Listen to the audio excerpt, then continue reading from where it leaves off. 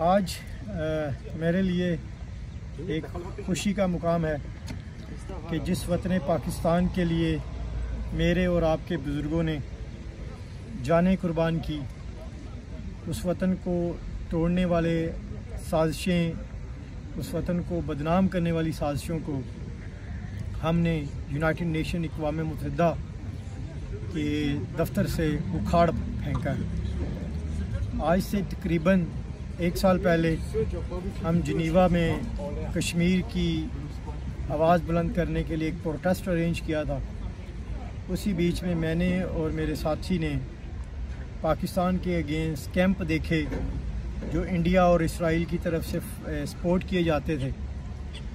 बड़े कैनपीज़ लगाए जाते थे बलूचिस्तान को तोड़ने के लिए। इंडिया की तरफ से सिंध की आज़ादी की और पाकिस्तान में क्रिश्चियंस पे जुल्म होता था। ये सारी चीज़ें प्रोपेगेंडा किया जाता था पूरी दुनिया के सामने। यहाँ पे मैं ये बता दूँ कि अक़वाम मुत्तहिदा के जो दफातर हैं पूरी दुनिया में, वहाँ पर इंडिया अरबों डॉलर सालाना ख़र्च करके पाकिस्तान के ख़िलाफ़ कैंपेन लॉन्च प्रोपेगेंडा करती थी। क्योंकि यूनाइटेड नेशन में डिसीजन मेकर्स लोग आते हैं, प्रेसिडेंट आते हैं, प्राइम मिनिस्टर्स आते हैं, वज़ीर ख़ारजा आते हैं और ऑर्गेनाइजेशंस के चीफ़ आते हैं और बड़े बिजनेसमैन आते हैं। तो पूरा साल यूनाइटेड नेशंस के तमाम दफातर में ये मीटिंग जारी रहती हैं। तो बड़ा दुख हुआ कि हमें पहले तो हमने फौरी तौर पर उसके ख़िलाफ़ एक वीडियो बनाई जो आम पाकिस्तानियों को हमने एड्रेस किया था। अल्लाह का शुक्र है कि वो तमाम पाकिस्तानियों ने उसको शेयर किया। उसके बाद हमें हज़ारों की तादाद में पाकिस्तानी यूथ का, पाकिस्तानी नौजवानों का और मुहब्बे वतन पाकिस्तानियों का पूरी दुनिया से मैसेजेस आने लग गए। हर तरह की सपोर्ट उन्होंने शो की और उन्होंने हमें हमारा हौसला बढ़ाया। उसके बाद हम मुख्तलिफ़ ऑफिसेस और अदारों के पास गए जो इनके ख़िलाफ़ काम कर सकते थे। फिर कुछ और लोग भी इन्वॉल्व हो गई, बड़ी ऑर्गेनाइजेशंस भी इन्वॉल्व हो गई। सो बहुत से लोग इकट्ठे हो गए। तो खैर अभी 3 महीने पहले वो तमाम की तमाम ऑर्गेनाइजेशंस, जिनकी तादाद 265 ऑर्गेनाइजेशन और वेबसाइट ऐसी थी जो अक़वाम मुत्तहिदा, यूरोपीय यूनियन और पूरी दुनिया में डिसीजंस मेकर्स पीपल पर अफेक्ट होने की कोशिश करते थे गलत प्रोपेगेंडे के ज़रिए, वो बेनकाब हुई।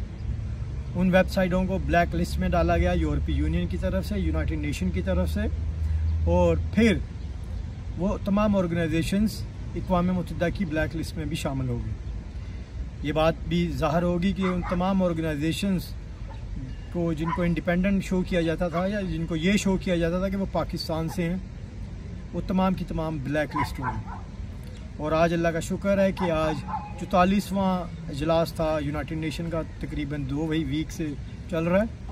तो आज हम यहाँ पर आए हैं तो हमें खुशी हुई है कि एक भी उन ऑर्गेनाइजेशंस में से वो जो प्रोपेगेंडा, कभी ये पूरे शहर जिनीवा में बैनर लगाते थे, कभी बसों और रक्शों और टैक्सियों पर पाकिस्तान के ख़िलाफ़ इश्तिहार लगते थे, पाकिस्तानी की आर्मी के ख़िलाफ़ इश्तिहार लगते थे, पाकिस्तान को बतौर दहशतगर्द प्रमोट किया जाता था। अल्लाह का शुक्र है कि आज हमने वो कोई भी नहीं देखा। बल्कि ये हमारे लिए फ़ख्र है कि आज कुछ और ऑर्गेनाइजेशंस ने पाकिस्तान की और ख़ास तौर पे कश्मीर की आवाज़ बुलंद की। कश्मीर पर होने वाले मुजालम जो थे वो दुनिया के सामने लगाए, उसी तरह कैनपी लगा कर, बैनर्स लगा के, और मैंने और मेरे साथियों ने भी, हमने भी एक कैंप और एक कैनपी लगाई वहाँ पर इंडिया की टेररिस्ट के बारे में। आज 15 तारीख़ है शायद जुलाई की, और आज हमने भी इंडिया के में जो अक़लियतों पर जुल्म हो रहा है, इस वक्त इंडिया में 21 से ज़्यादा आज़ादी की तहरीकें चल रही हैं। हमने भी अक़वाम मुत्तहिदा और पूरी दुनिया के लोगों को उसी तरह बताने की कोशिश की है कि इंडिया में अक़लियतें महफूज नहीं हैं। जब तक कश्मीर की आज़ादी की बात नहीं की जाती, जब तक खालिस्तान की आज़ादी की बात नहीं की जाती, जब तक तिब्बत के लोगों के जो वहाँ पे रहने वाले हैं उनकी आज़ादी की बात नहीं की जाती, जब तक श्रीलंका के बॉर्डर, बांग्लादेश के बॉर्डर और बर्मा के बॉर्डर पर इंडिया की तरफ से जो बदमाशी की जा रही है, ये जो इंडियन प्राइम मिनिस्टर है, इसके लिए मेरा मैसेज है कि आप जैसे लोगों को मैं अपनी जेब में रखता हूँ।